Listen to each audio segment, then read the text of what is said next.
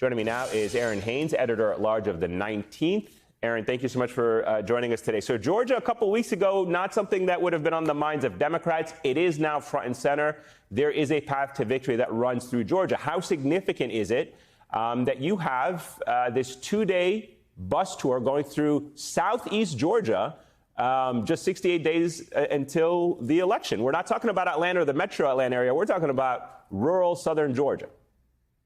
Yeah, I mean, amen. Listen, you're a Georgia native. I'm a Georgia native. We know that, the risk is in not getting outside of Atlanta this year, because that's where a lot of the voters that she's going to need for this winning coalition are. There are 159 counties in Georgia. And for Democrats, getting outside of Atlanta is unusual, just as for Republicans, going to Atlanta is a thing that's unusual. It's usually Republicans that are in play across the rest of the state. But, Vice President Harris is showing that she's willing to work for these people's votes. She was at a high school. She was at the Savannah Convention Center. She went to go get barbecue, connecting with folks down in that part of the state and talking to them about the issues that matter to them, not just about affordability and opportunity, but also, issues like rural health care, issues like the maternal mortality rate, which we know in South Georgia is an issue, issues like gun violence and paid family leave. This is a message that could resonate not just with, conservative white women, a lot of whom are in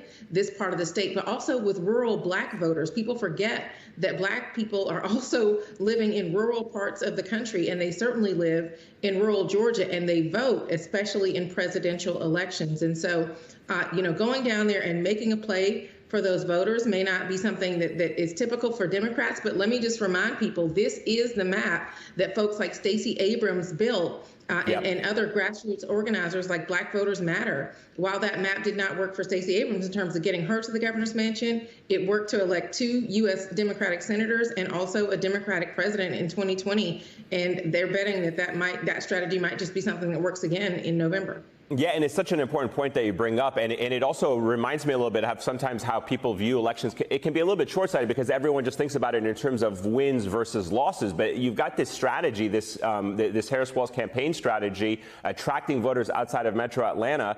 Let me just read for you what a Georgia GOP strategist said about it. And this was to Politico. They said, "We see them putting resources in Forsyth County, a heavily Republican county. Some Republicans are sort of confused. Why are they wasting this money?" And I'm like, they're not trying to win Forsyth County. They're trying to cut the margin. That is an important part of this, which is like, it's not just about winning every county, but if you can even in some counties or even in the state reduce the margin by which Donald Trump may win or carry a county, you have a better shot in the other counties or districts where you have larger margins. That's exactly it. I mean, look, Forsyth County is not in play for Democrats. I mean, I think I probably don't have to tell you that, amen, but it is not a Democratic stronghold for folks who may be watching who may not be familiar with Forsyth County and its history. But yes, I mean, cutting into those margins, getting some number or some fewer number of folks to vote Republican in that county would, technically that is a win. We're talking about a state that President Biden won by just about 12,000 votes, as we famously remember in 2020. And so this is not about winning every single county, but about making inroads, especially in some of these Republican strongholds where people may be open to the kind of message that Vice President Harris and Governor Walz are communicating and taking that message to places like South Georgia, where people are also concerned about the economy, about democracy, about voting rights and reproductive rights. Just because those people are not necessarily in kind of the target-rich areas that Democrats have been used to does not mean that they cannot be part of a winning coalition for this campaign. Let's talk about the messaging here, because the Harris-Walz campaign, they've kind of pivoted their messaging, and now it is all about joy. There's a sense of optimism. There's a sense of looking forward. But it also has focused on the struggles of working class people. What does a Vice President Harris need to be talking about on the tour in Georgia, in these areas, as her campaign interacts with voters in the state?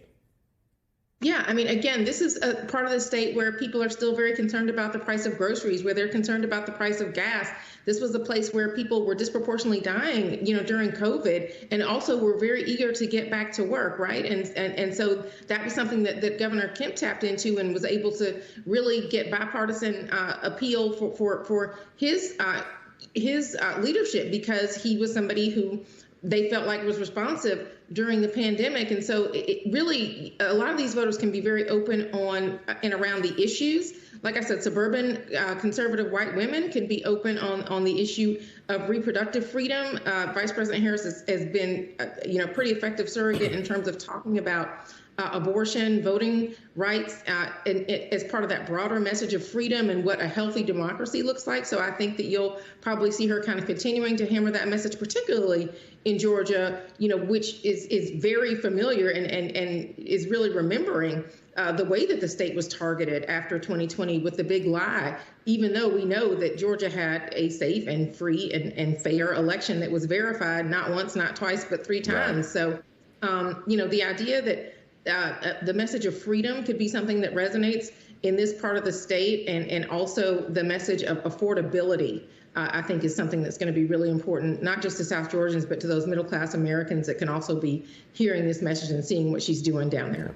Yeah, joy, freedom, affordability, a powerful trio of words there and messaging from the Harris-Walz campaign. Erin Haynes, thank you so much. Greatly appreciate you starting us off